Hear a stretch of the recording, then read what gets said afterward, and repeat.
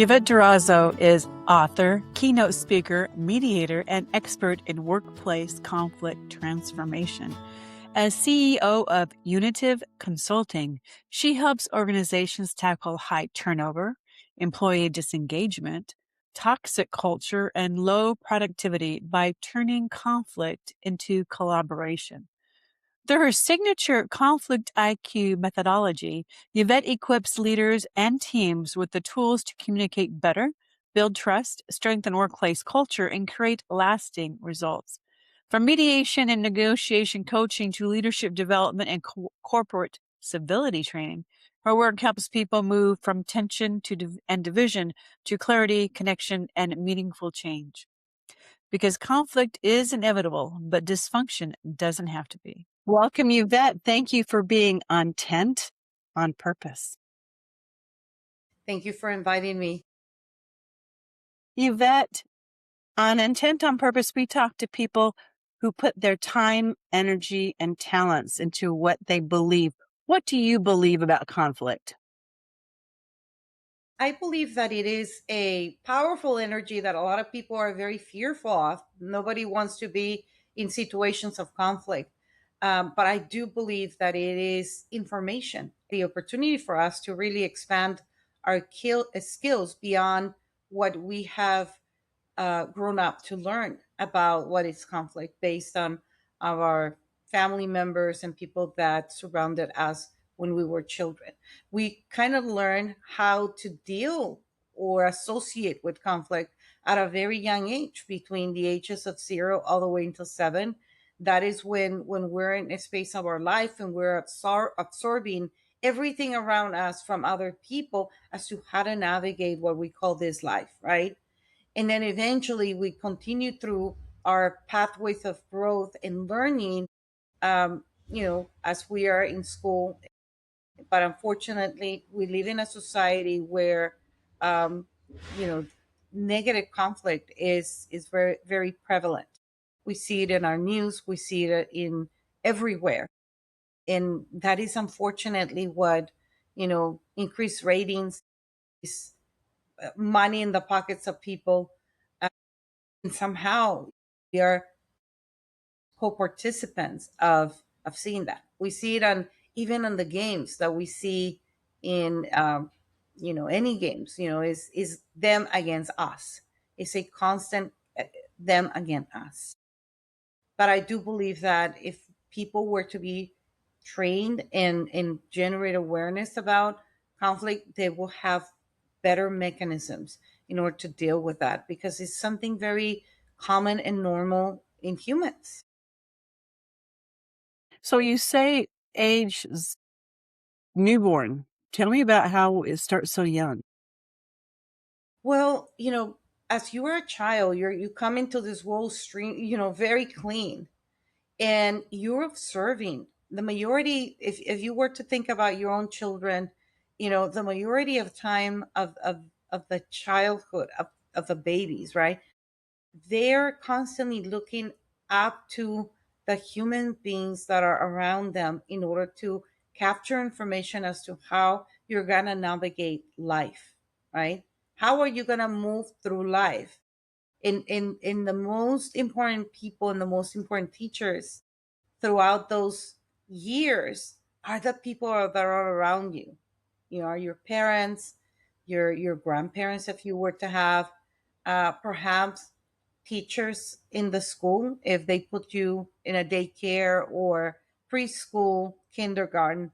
And those are the people that are teaching you, and you're absorbing from that. How are you going to navigate life, right? And that is where also you're predetermining what is going to become your personality as well. They say about the age of 7, pretty much, people start showing their personality. And that is based on the programming that you adopted. And then from then on, you continue practicing, and that becomes your personality.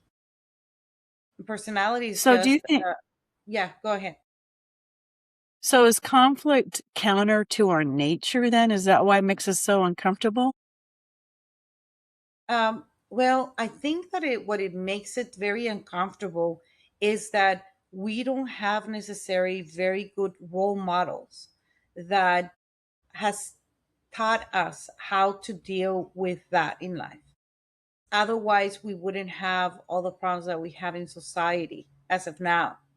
Um, you know, people skills, conflict resolution, negotiation, and all of that, negotiation and conflict resolutions have what I call meta skills, meaning that it's a combination of skills that you develop and bring into the conflict or the negotiation.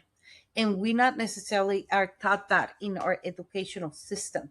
We uh, we generate that awareness through social transmission, meaning that the way that we're absorbing and seeing people of how they interact and they act upon situations, that is exactly what we're absorbing.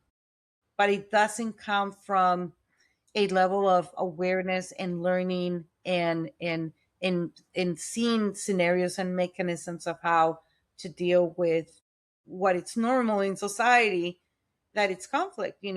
We have conflict internally. As we wake up in the morning, we have conflict and we're negotiating ever since we wake up in the morning. So it is And something this very is, normal and something that we're mhm. not very equipped to deal with.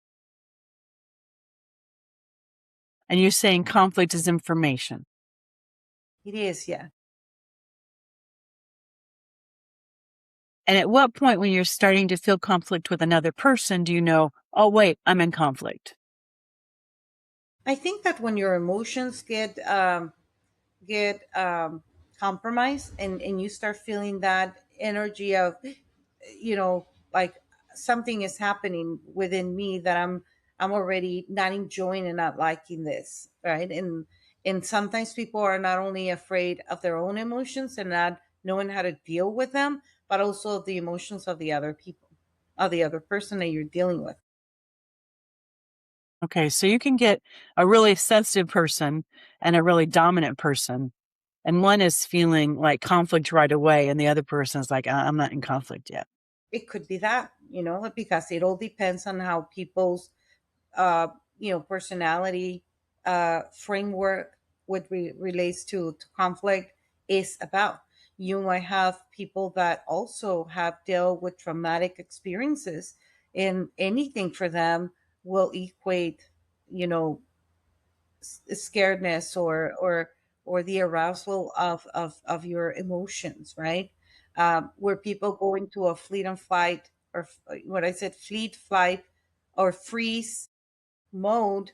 um, and that is very common and very normal on human beings. We are equipped with that, but at the same time, depending again as to your own personal experience, how that is going to reactivate immediately into people. That's why I went into this field, a study called alternative dispute resolution. So I became fascinated with everything that has to do of helping individuals of how to resolve situations uh, Mhm. without having to go into a legal process. We're so used Mhm. to, as humanity, that whenever the conflict happens, we already know who to call. Or we're going to call a lawyer, and lawyers are trained on everything that has to do with conflict. But when people don't realize that lawyers tend to have the ability only to defend one side of the spectrum, some of the lawyers have gravitated into the field of alternative dispute resolution, and especially in the 1980s, they started gravitating more towards that. um, Especially because back in that time there was another recession. Maybe you and I are one of those generations that have dealt with so many recessions in our lifetime, and and lawyers were not making enough money, and people did not had enough money to hire lawyers when conflict was happening. So they adopted pieces of alternative dispute resolution, and that piece was mediation, arbitration, and it becomes part of that language. Sometimes whenever I tell people that I know how to mediate and that I mediate, I immediately associate myself to an attorney, and I explain to them that I'm not. Or sometimes when I explain to people what I do, and especially because my area of expertise in the workplace, they associate me with, are you human resource? And I'm like, no, I'm the person that people feel very comfortable to come and talk to, because I have those levels of confidentiality that HR cannot promise, HR cannot have, right? Because of the type of work that I do, it comes with a ethical code of you know, ethical code of confidentiality, um, that I can preserve that type of confidentiality, except obviously if they're putting themselves in danger or they're putting somebody else in danger, then I have to open up that confidentiality, which is very distinct than going into HR, because a lot of people already know that HR is not necessarily there to help employees. It's there to help Mm-mm. the employer, right? And when I get invited over to work in organizations, to either to provide training in these soft skills, that sometimes they call it soft skills, but I think that is essential skills, or I can get called in to deal with situations of conflict, because the company wants people to resolve their issues instead of the typical process of just firing whoever costs less to the company, and Oh, yeah. building upon the negative culture by leaving people that are the ones that are creating the conflict at the first place. So I hear you about what you're saying about HR. Everyone has a side they're protecting, right? It's a little bit of politics. They're protecting themselves, their Mhm. viewpoint, the employer, and you coming in and you can see more than one side because you're representing solving the problem and not a particular person or side, is what you're saying.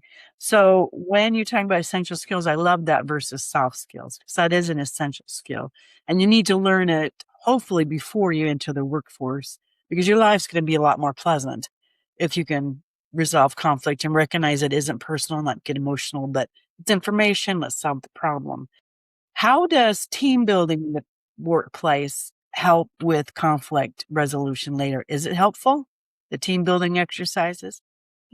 I remember going to team building events. Well, everybody's very happy about getting out of their chair, of their desk, and going for a field trip, right? And getting the food and all that. People pretend. I was one of those. I would pretend to, everything is working very well in the office. I'm going there. I'm going to participate. I'm going to play the game. But then the following days, people will just become their same normal. The micromanager will continue to become micromanager and be a bully. I would continue to become that empathic person that will hold on into that type of situation, because I didn't have any power into the situation, and I would just have to hold the situation. The cliques in the office, we're going to continue to be the same, even though that Friday or that Thursday or that Monday, we were all playing games and we were all getting to know and learn about each other, right? Um, and that is one of the things that leaders and organization and HR don't realize, that you want to put a band-aid or a tape by bringing in very expensive team building exercises sometimes into the organization, ignoring the root cause of the situation. And that is very prevalent and very normal, because again, you don't have mechanisms inside organization. um, and I'm not going to say that everybody, but the majority of organizations do not have any other mechanisms than punitive mechanisms in order to deal with situations of conflict. What does punitive consequences mean? Well, punitive means that either HR, and everything that comes from HR is very punitive. Either you Okay. follow policies and procedures, and then they do investigations. That is very punitive, because when an employee goes and talks to the equal opportunity department, if you have one inside your workplace, or go and talk to HR and say, hey, this person said this person said that, and I got offended and blah blah blah, even though that is not true, Okay. the other employee goes through a very punitive process, which is a very sensitive investigation. Little things that can get bigger and bigger and bigger. So this isn't necessarily conflict over an idea that you disagree with. This is interpersonal conflict. This is what we're talking about. Not conflict in the boardroom where someone wants something built one way and the other person wants it built another way. This is conflict between people who have microaggressions that get bigger, or comments made, or intolerances. As sometimes happens, we had technical difficulties. But I thank Yvette for being on Intent on Purpose. You can find her on LinkedIn and at her website, unitiveconsulting.com, and her new book, High Heels of the Smart Negotiator. And I thank Yvette for being on Intent on Purpose and sharing what she believes about conflict and how we need to resolve the conflict so dysfunction doesn't occur in the workplace. High Heels of Smart Negotiator is her new book, and you can find her on unitiveconsulting.com. What do you give your time, energy, and talent to? What do you believe? Intent on Purpose. Hosted by Laura Hansen Brexa. Follow, subscribe, share it through. What do you give your time, energy, and talent to? Intent on Purpose. Find at least one takeaway and carry it with you into today.